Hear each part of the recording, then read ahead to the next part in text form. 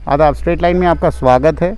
हम डोडा government medical college में हैं आज, और कुछ दिनों पहले आपने ख़बर सुनी थी कि जब ऑक्सीजन जनरेशन प्लांट का जो है कंस्ट्रक्शन स्टार्ट हुई थी, और एक बहुत ही अच्छा स्टेप जो है डिस्ट्रिक्ट एडमिनिस्ट्रेशन डोडा ने लिया था, और उसकी शुरुआत बहुत पहले हुई थी। लेकिन अब जब इसका कार्य शुरू हुआ तो आप देख सकते हैं मेरे पीछे एक बिल्डिंग है जो अभी इनकम्प्लीट है, बट ये एक ऐसी इमारत बनने जा रही है जिस इमारत में जो है ऑक्सीजन का बनने का जो सोर्स है वो यहीं पे बनेगा। और इस ऑक्सीजन प्लांट को बनाने के लिए जो है 3 यूनिट लाए गए थे। वो 3 यूनिट जो है पंजाब से लाए गए थे, और उसमें से जो आखिरी यूनिट आना था वो गवर्नमेंट मेडिकल कॉलेज में यूनिट आया भी और आके वापस चला भी गया। अब सवाल यहाँ ये पैदा होता है कि पूरा भारत जब ऑक्सीजन की तलाश में जो है दर भटक रहा है, लोग जो है रास्तों पे ऑक्सीजन का सिलेंडर लेके जो है तड़प रहे हैं, और बहुत सारे ऐसे वेंडर्स हैं, बहुत सारे ऐसे ऑर्गेनाइजेशंस हैं जो फ्री ऑक्सीजन सिलेंडर्स भी प्रोवाइड कर रही है। लेकिन इतने बैकवर्ड इलाके में, डोडा डिस्ट्रिक्ट में, जहाँ पे कि ऑक्सीजन सिलेंडर भी जो है वो बाहर से आते हैं, जम्मू से आते हैं, वहाँ पे अगर ये प्लांट बन जाए तो एक बहुत ही अच्छी बात होगी। और ख़ास तौर पे कोरोना पेशेंट्स के लिए, जो सीरियस पेशेंट्स होते हैं, उनको ऑक्सीजन की कमी नहीं आएगी।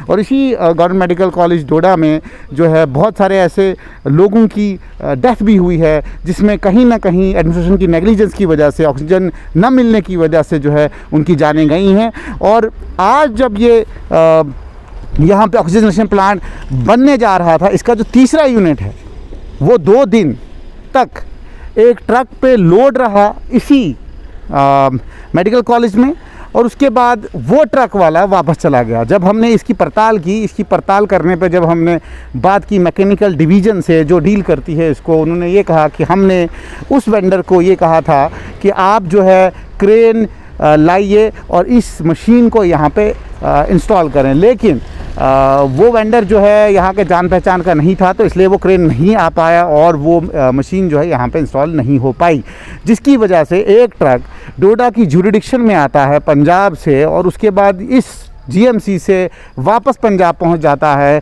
लेकिन ना तो गवर्नमेंट मेडिकल कॉलेज को मालूम था और ना ही डिस्ट्रिक्ट एडमिनिस्ट्रेशन को कोई कानो कान की खबर थी कि वो ऑक्सीजन जनरेशन प्लांट का जो एक यूनिट है वो कैसे यहाँ से, ख़ास तौर पर डोडा की सरहद से बाहर कैसे गया। और सबसे बड़ी बात यह है कि उस ट्रक को जब वो यहाँ पे पहुँचा, उस ट्रक के ड्राइवर को रोका क्यों नहीं गया।